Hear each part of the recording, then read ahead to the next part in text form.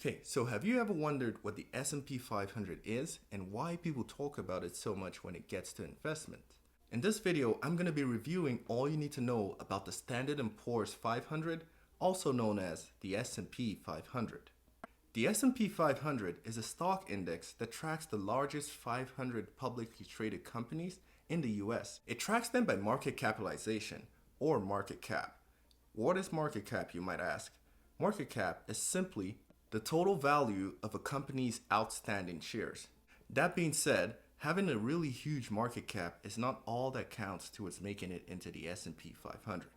The company also has to be in the US, be listed on a US stock exchange, have a market capitalization of at least $8.2 billion.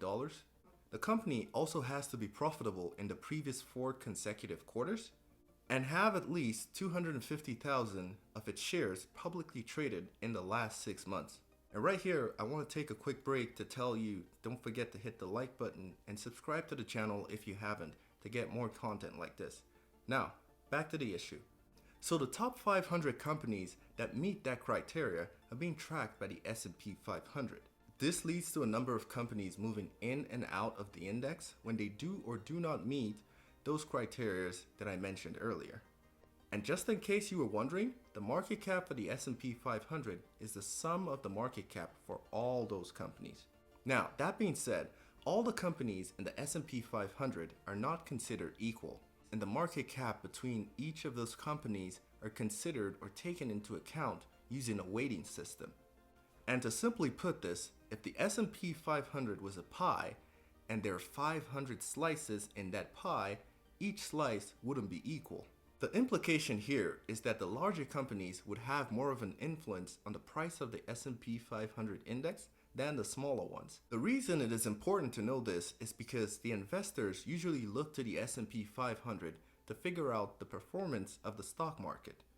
Knowing this, investors can easily use this to know the performance of their portfolio or gauge the performance of their portfolio, or even use it sometimes to create their own portfolio. But on a larger scale, the S&P 500 is also used to know how well the US economy is doing. So basically, if the S&P 500 index is going up, that means the US economy is doing well, and vice versa.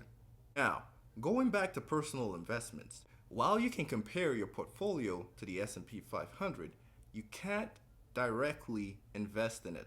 And when I say directly, I mean you could invest in something that tracks the S&P 500, but not the S&P 500 itself. And one way of doing this is by investing through ETFs.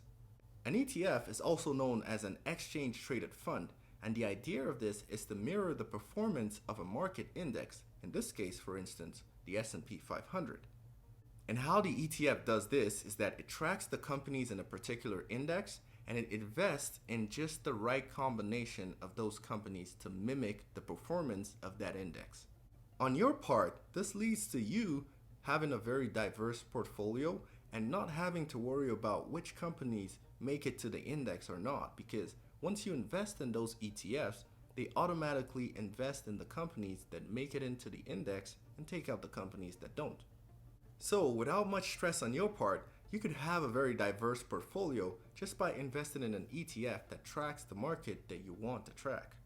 Now, granted this is a very passive way of investing, you also wouldn't be making huge or crazy overnight returns because some companies in that index could be underperforming and some would be leveling it out. Compared to if you're investing in single stocks, you would have one-hit wonders, overnight sensations in some cases, and sometimes drastic or dramatic losses. But this is not to say that the ETFs are bad. In fact, the ETFs outperform 85% of the money market managers all over the world annually. Now, if you're looking to invest in ETFs in the US or Canada, there are some top ETFs that you could consider when doing this that track the S&P 500. In the US, you could consider the Vanguard S&P 500 ETF, ticker symbol VOO. There's also the iShares Core S&P 500 ETF, ticker symbol IVV. And the Spider S&P 500 ETF, ticker symbol SPY, are amongst the largest ETFs you could invest in for the US. Now, compared to the other two, VOO is relatively new and it has been around since about 2010. IVV, on the other hand, has been around since 2000, and the SPY has been around since 1993.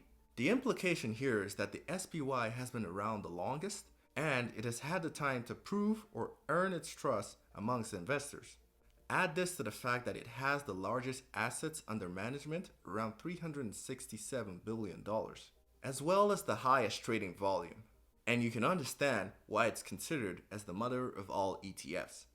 However, there is a catch. It charges an expense ratio of around 0.095, while still yielding the same returns as other ETFs that track the same index. Now, I know a new term came into play there, expense ratio, but this is simply the amount an ETF charges you for carrying out investments for you. So instead of you giving the ETF money, it just deducts a certain percentage from your investments every year. This percentage is typically arrived at by dividing an ETF's operating expenses by its average assets. Now back to the ETFs. Both IVV and VOO charge an expense ratio of 0.03%, with IVV yielding a 5-year average annualized return of around 10.4%, same as the SPY. VOO, on the other hand, has yielded an annual return of approximately 10.5%. However, IVV has larger assets under management, around $295 billion, while VOO has around $265 billion. Now, that's it for the US. Let's switch over to Canada. If you're in Canada, some of the ETFs that track the S&P 500 that you should or you could consider investing in are 1. The Vanguard S&P 500, but instead of VOO, it is now VFV.